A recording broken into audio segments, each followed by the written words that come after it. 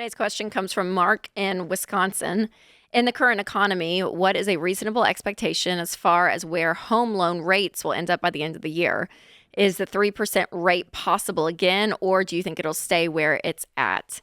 In looking at my numbers, it's depressing how much my mortgage payment would be after putting a lot of money down.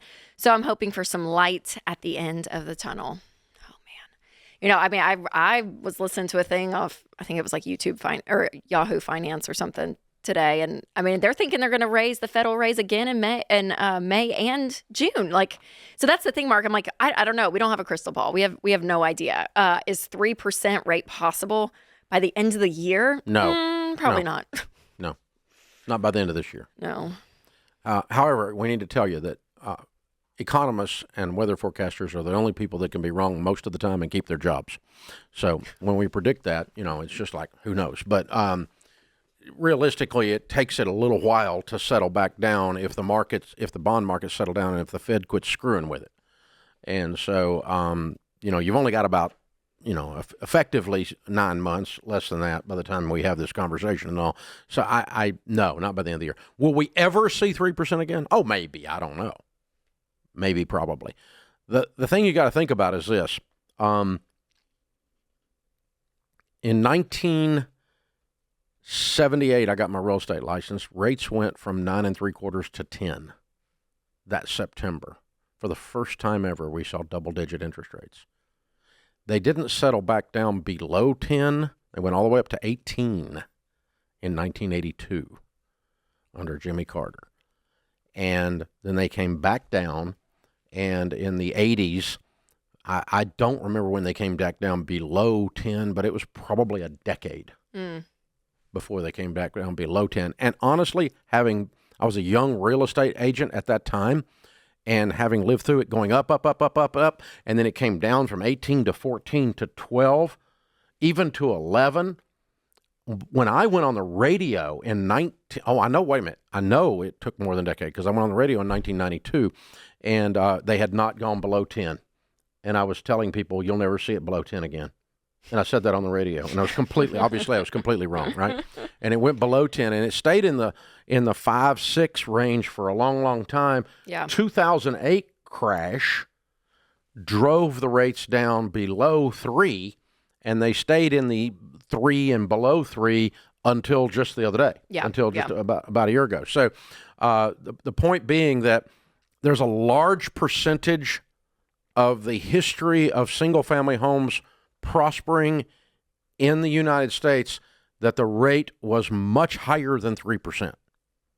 6%, 9%, even 11 or 12%. And the market moved. The market continued to move. The only difference was they didn't have 3 to compare it to.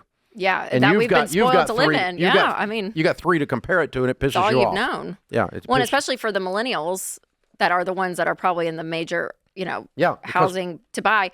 Yeah, that's all we've known is that since 2008. Yeah. Yes, so I think, and what I would say too, Mark, is when it comes to buying your home, we always say, buy a home when it's good for you, regardless of what the market's doing. So regardless of whether the stock market is like going crazy or it's down or whatever. For the most part, if you have the money and you have the ability to buy a home, then you have the ability to buy a home. And if it goes back down, you can refinance. You can always still get a better interest rates, but it is depressing. I get it. I get it. 2 points to go with my little story of perception there, okay? Oh, is the history lesson still going? The history lesson. So sorry. No. The point for the history lesson, and then I'll land the freaking plane. But the just circle. You're just circling. Okay. That's great. 10%. If you were at 10% 18 months ago, and it had come down to 6 would not be depressing. It's not the 6 that's depressing. It's the change from 3. Yeah. That's what's depressing. And because you saw what you used to could have had, okay? And that's what throws you off. So if you bought a house at 6, you're not going to die from it. And go ahead and be pissed off and get the stupid thing paid off ASAP.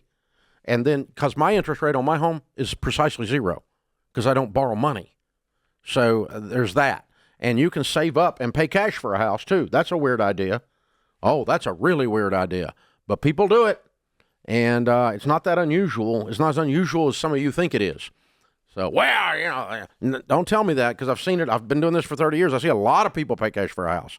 So just start going, okay, I'm going to save 50 grand a year. I'm going to do that for 5 years. I'm going to have 250K and I'm going to buy my first starter house.